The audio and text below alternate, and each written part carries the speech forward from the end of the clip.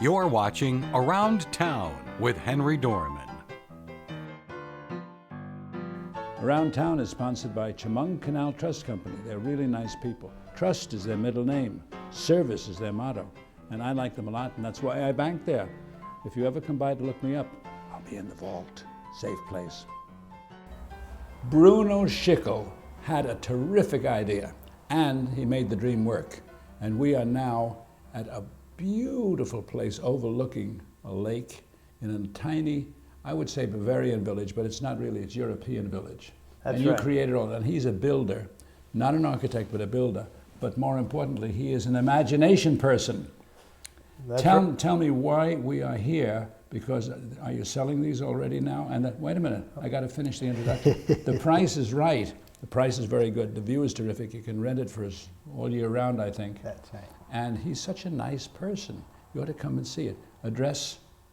It's 3690 La Bourgade Lane, Burdett, New York. Which is right above Lake Seneca. Which is right overlooking the east side of Seneca Lake. Just a hop, skip, and a jump from... Wine country. Yes, but a lot of wine. What kind of wine country? This Lots of wineries here, and we're 8 miles north of Watkins Glen. Perfect. So. Now, this is kind of a fun, cozy place. We're sitting inside one of these, what do you call them, apartments? No, these are standalone, I call them sort of tiny house cottages. They're about 950 to 1,050 square feet. They're 2-bedroom plus a loft. But they're Where's nothing. the bathroom? The bathroom's back in the corner. Right here. One. Yeah, one bathroom. So there's a bedroom downstairs, bedroom upstairs, and a loft. So it's all, for an older person, it could be all one floor living. There's no steps coming in. You have a choice if you don't want to Right. have stairs. You could go upstairs if you want. But basically the concept was to design and build a little European hillside village. And you're the founder. It came out of this noggin right here. That's a title you don't hear too much anymore, founder. That's right, that's right. Well, you know, I built east of Ithaca. I have a place that I built called Boyceville Cottages. And I have 140 little gingerbread cottages there. That was inspired by a children's book, Miss Rumphius. And I was reading it to my children when they were 4 or 5 years old, and I said, I got to design something that looks like this. So the eaves come down with gingerbread, and it's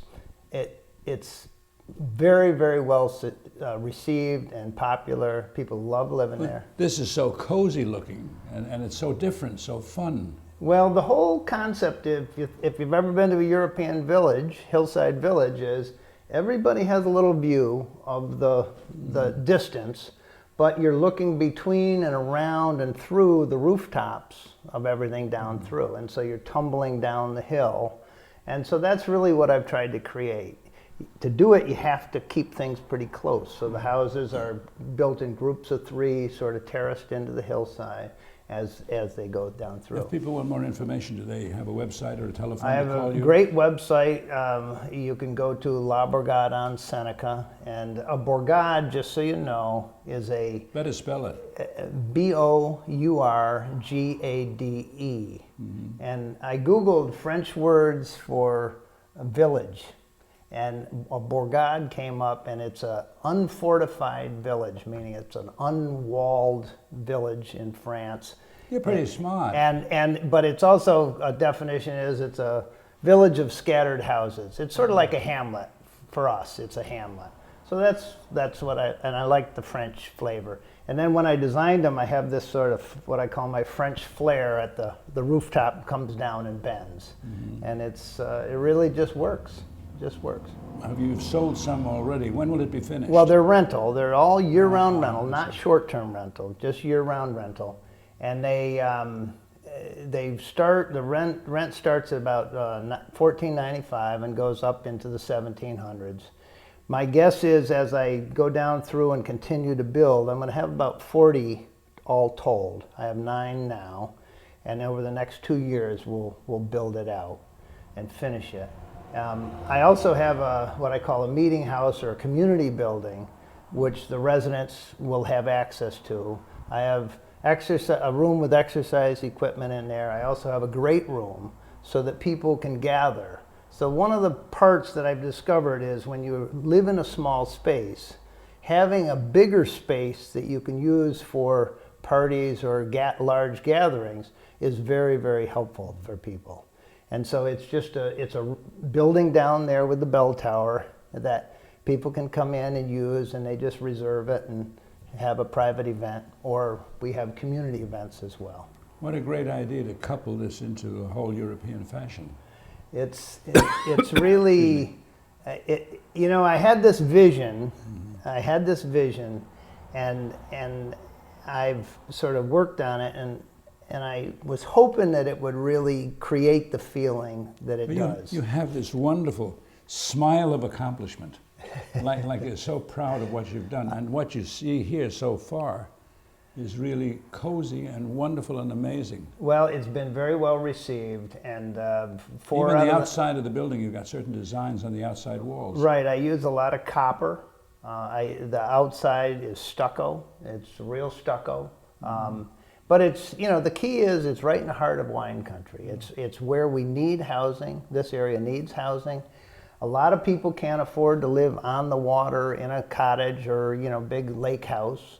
But this isn't a space. If people want a view of the lake, they got an affordable place to live. And tiny, small is in. There's a big movement where people want to live in smaller spaces. How about the upkeep in the wintertime? Is it going to snow you in here? Actually, it's a wild thing, but you get very little snow out here on this side of the lake. But we will take care of all the snow removal on the driveways. People are responsible for shoveling their own walk, but the rest of it we'll take care of, salt and cinder, and do whatever we need. And you're here all the time? My wife thinks so. But no, during the construction, I'm here a lot. And, you know, we're designing it, you know, I'm designing it a little bit as we go and moving it along. Must make you very proud to do this. Well, you know, I'm very happy about it. I am proud of it, and it's quite an accomplishment, and I think when it gets all done, it will be really beautiful. Are you going to live here? No, actually my wife and I bought a home overlooking the lake not too far from here, so we're going to be using that as a second home. But it's a beautiful area, and it is, and we're very excited about. You got a wonderful German restaurant just down the road too. I built that restaurant. You built Donno's? I built that restaurant. And his new house? And his new house. Really? Yeah, I did that for them. Yeah. Wow, you're a celebrity. You know Donno's wonderful restaurant down the road. Yeah, no, it's great. They're a wonderful couple. Yes. And they have great Austrian food. Yes, right? They have excellent food. Yeah.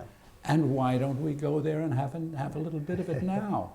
Let's do that. All right. We'll say we're going over there. If you can make it, we'll meet you. Otherwise, we'll see you soon here again. Around Town with Henry Dormann will return in a moment. Life, it never stops moving. Getting from here to there. Managing long hours at work. Juggling a busy home. You need a bank that keeps up. That's Chemung Canal Trust Company. Bank online. Bank with our mobile app. Deposit a check with your smartphone. Open an account at Chemung Canal and bank with us anywhere, anytime. Chemung Canal Trust Company. Member FDIC. Equal housing lender. Your Marine Corps' way of life is to defend the American way of life.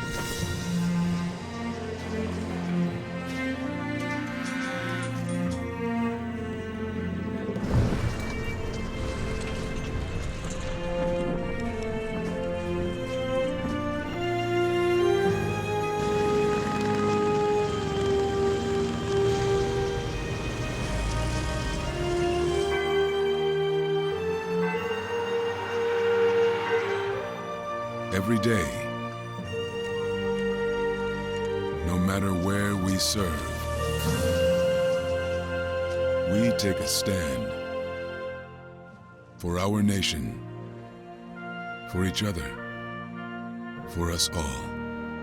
The few, the proud, the Marines. Breaking news, weather alerts, and more on the WENY live stream. Visit WENY.com/live or download our app today. we now return to Around Town with Henry Dormann. Now we're going to meet a fellow who teaches Twain. This is Matthew Seybold, and he is a professor of Twain studies at Elmira College. And there are things about Twain you never knew. Why would you want to come here? And why would you want to learn about Twain? Because he's hilarious. He's got some funny things and entertaining, and he can tell you all about them. You actually teach students about Twain. That's right. Why would they want to learn about Twain? Is there some reason? Is Twain doing something new these days? He's been dead for, how long has he been dead? Well, you know, strangely enough, Twain was on the bestseller list just a few years ago. Really? Right? His autobiography, which he made certain in his trust would not be released for 100 years after his death, came out, I think, in 2011. The first volume. It's been turned into 4 volumes, one of which I believe is still forthcoming. And so he remains a bestseller even in the 21st century by virtue of that sort of foresight. And you've got all kinds of things from Twain here on this actual display. Correct. Throughout the campus, really. I mean, the room we're sitting in is modeled after the Klaproth Saloon, which was a place that Twain liked to get away during the summers he spent in Elmira. We have the study that he wrote, Huckleberry Finn and Tom Sawyer, and many of his most famous works as a sort of part of the campus culture. The octagon shape that you see associated with a lot of Elmira's logos and emblems, etc., is based upon this study that has windows on all 8 sides, in which Twain wrote most of his most famous work in. It was supposed to be modeled after the captain's house on the steamship, right? Which is, of course, where Twain's professional career began as a cub pilot. When you teach students, what do they really care about most? And you must have some really funny stories that you. Oh, there's Twain stories coming everywhere. I mean, there's obviously an incredible number of anecdotes and witticisms that come from Twain's writing that students can appreciate and still laugh at. But I think what makes teaching Twain and studying Twain so great right now is that we are in many ways living in what economists and social scientists and political scientists have called a new Gilded Age, right? That is the name Twain gave to the time after the Civil War, right? With all its incredible technological innovations, its opening up of America on a world stage, right? But along with it, the political corruption, the economic and social inequalities, right? The struggles of America to be something more than what it was. And that's what's so wonderful in Twain's writing, is that it always captures both America as it is and America as it should be. Right? And history is repeating itself. And history is, Twain is rumored to have said, history doesn't repeat itself, but it does rhyme, right? And we are living in that rhyme, right? What are some of the stories about Twain that you tell the kids? Well, I shouldn't call them kids, the students. The students, yeah, young adults, right? We inevitably talk at length about Huckleberry Finn, right? And the moments in Huckleberry Finn where he has to sort of struggle with the ideology he has been taught, right? The Southern ideology of antebellum Missouri, the same ideology that Twain struggled with about slavery, racial prejudice, about keeping things as they are, right? And about the ways that we have to sort of test those ideologies in our own time. And Twain was always thinking about that, right? And we also talk about the extent to which Twain understood celebrity and celebrity culture and mass media in a way that I don't think many other people understood it until well into the 20th century. He was his own real publicist. Right, he did it all, right? He was our first stand-up comedian, right? He was one of our first sort of editorial columnists, right?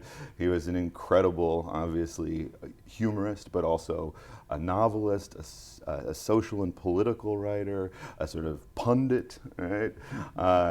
You don't hear pundit anymore. Right. But he was able to work within so many of the sort of popular mass media forms and genres at a time when those forms and genres were absolutely fresh and new and were still developing. And I think that that's something that students don't recognize until they get a chance to sort of see the work, right, and sort of explore the character and the life of Twain, right, that it goes beyond just Tom Sawyer and Huck Finn. Can students actually come into this room and study things and look at these actual pictures and first editions? And not only do students get a chance to come to the archives and look at all of the materials we have on hand, but we go to the study where Twain wrote those works. We go up to Quarry Farm, which was the house in which he lived for many summers with his wife and kids, and the Langdon family, and wrote and sort of explored the culture of Elmira. We go to the gravesite, of course, and get to see the sort of extended family and talk about his relationships with the various members of the Langdon family and of his own, of course, with his own kids, right? And so students really sort of live within the Clemens-Langdon family dynamic for a portion of the time they're here, right? As well as getting a chance to sort of look back. And Elmira is so wonderful about that. So much of the late 19th century is still alive here, right? In the architecture, right? In the sort of culture of the place, right? Is that the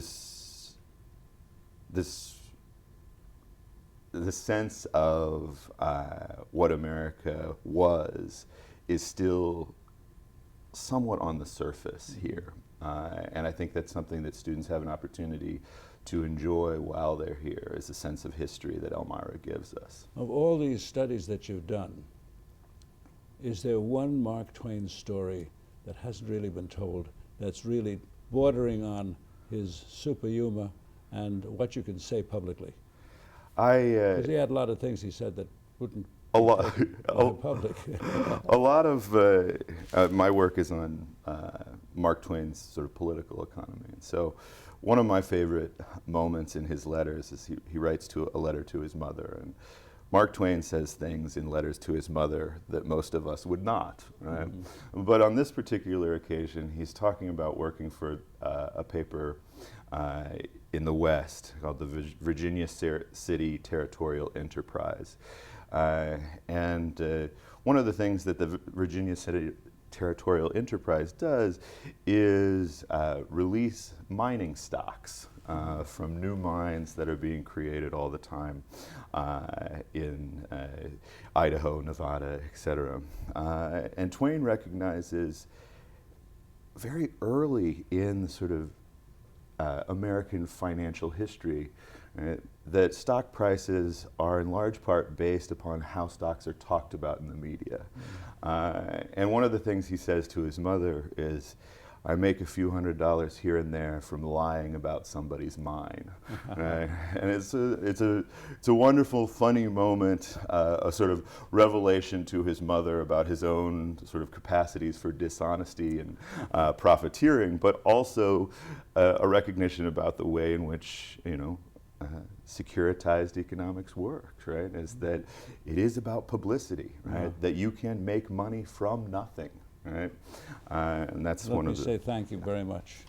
You are a great teacher. It's the best way I can describe it. come by, should they give you a call or email you if they want to come and see things? It's certainly welcome to email me. My email is available on the Elmira College website. Also, the Center for Mark Twain Studies and our director, Joe Lamack, can organize tours of the study and visits, etc. I never knew some of the really interesting things, but you can come in anytime you like when they're open and be in touch. I'll be here someplace. See you soon. Around Town with Henry Dormann will return in a moment.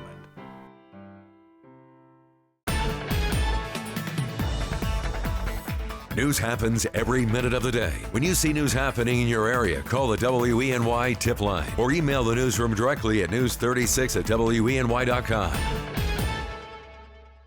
WENY is dedicated to news in our community with an award-winning team focused on stories that impact the Twin Tiers. Awarded by the New York Associated Press for Best News Series, Best Investigative Reporting, Best Enterprise Reporting, Best Spot News, Best Public Service, Best Documentary, Best Sports Coverage, Best Use of Photography, Best Weathercast, Best Feature, and Grand Prize, Outstanding News Operation for award-winning and complete news coverage that matters to you. Turn to WENY News. News happens every minute of the day. When you see news happening in your area, call the WENY tip line or email the newsroom directly at news36@weny.com. Life, it never stops moving. Getting from here to there. Managing long hours at work. Juggling a busy home. You need a bank that keeps up. That's Chemung Canal Trust Company. Bank online. Bank with our mobile app. Deposit a check with your smartphone. Open an account at Chemung Canal and bank with us anywhere, anytime. Chemung Canal Trust Company. Member FDIC, Equal Housing Lender. We now return to Around Town with Henry Dormann. Zippity-doo-dah, zippity-ay, wonderful feeling, wonderful day. There's a bluebird on my shoulder. It's the truth, it's actual. Do you remember this song? Walt Disney. What was the name of the movie? Song of the South. Song of the South. Song of the South. And we are in Dippity-doo in Corning on Liberty Street. And this is the owner, who is hilarious, full of funny stories. And the place is terrific. And he makes his own ice cream. He's having strawberry, and I can smell it over here. And I'm having a special one, which is this. That one is butternut toffee. And you mix the toffee and make it yourself. Correct. So it's our version of butter pecan, and then we put homemade toffee bits in it. It's toffee that we actually make right in the shop here. What is your name? My name is Ben. Ben Calkins. Ben what? Calkins. Calkins. C-A-L-K-I-N-S. Correct. And your wife is the real boss here. Absolutely. We all say that. Yes, we do.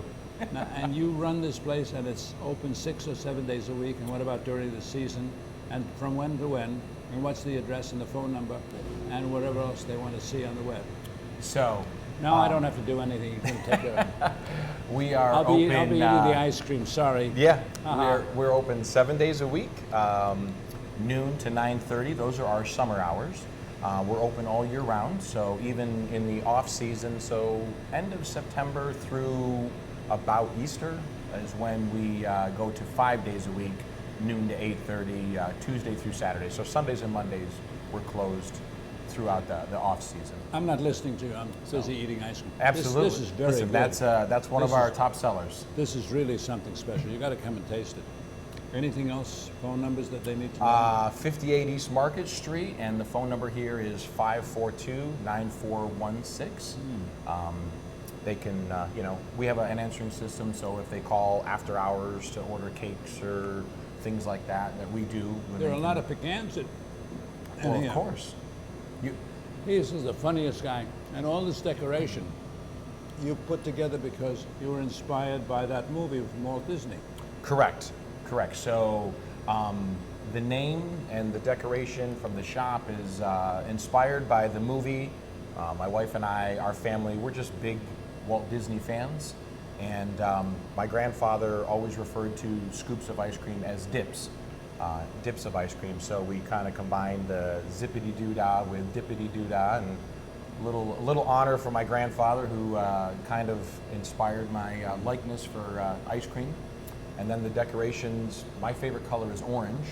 I love orange. And so then it's the polka dot theme to kind of brighten things up and make it very family friendly and kid friendly. And you've got an orange shirt too, more or less. So this one is red. We change our colors actually every year.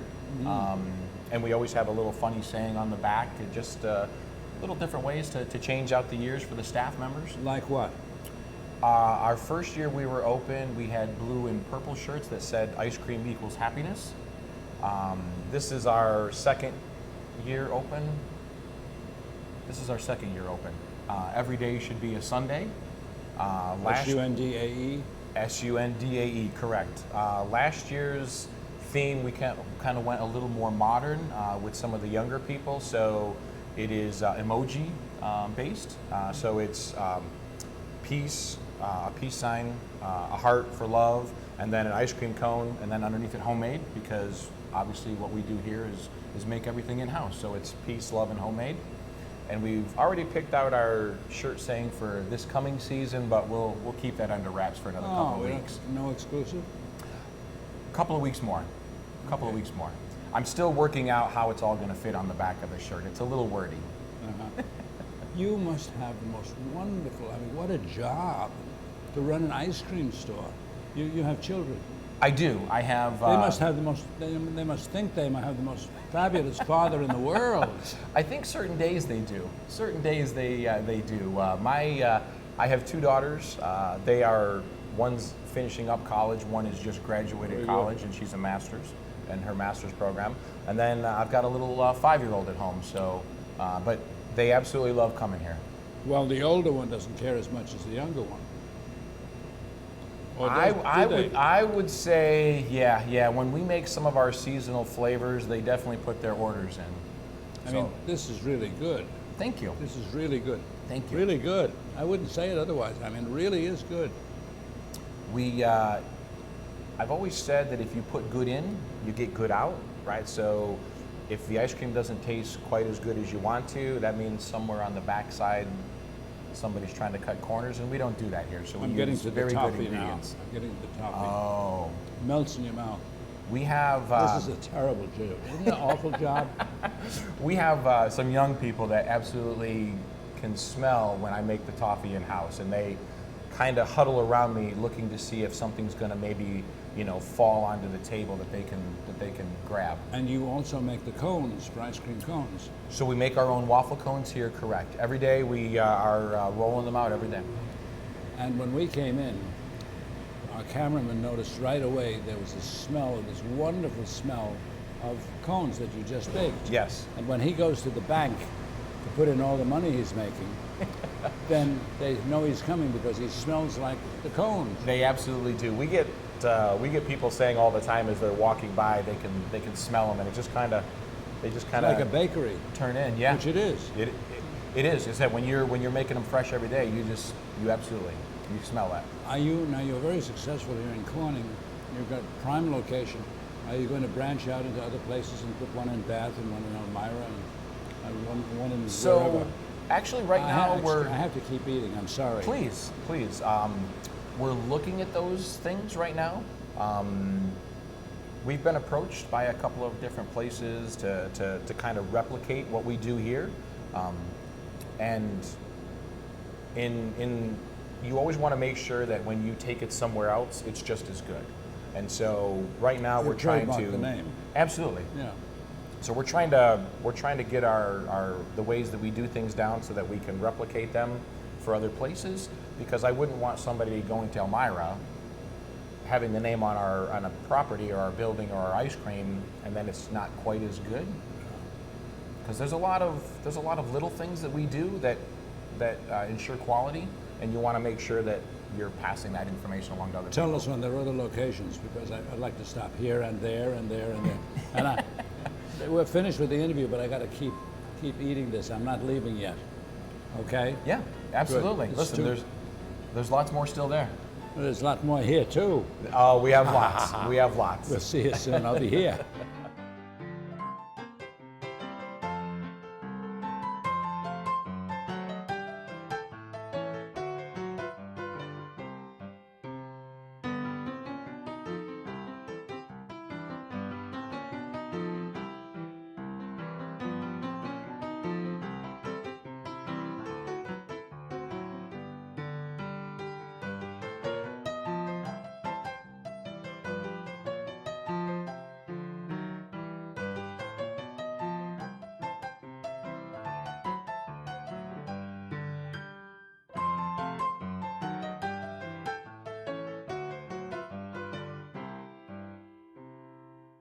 You're watching WENY.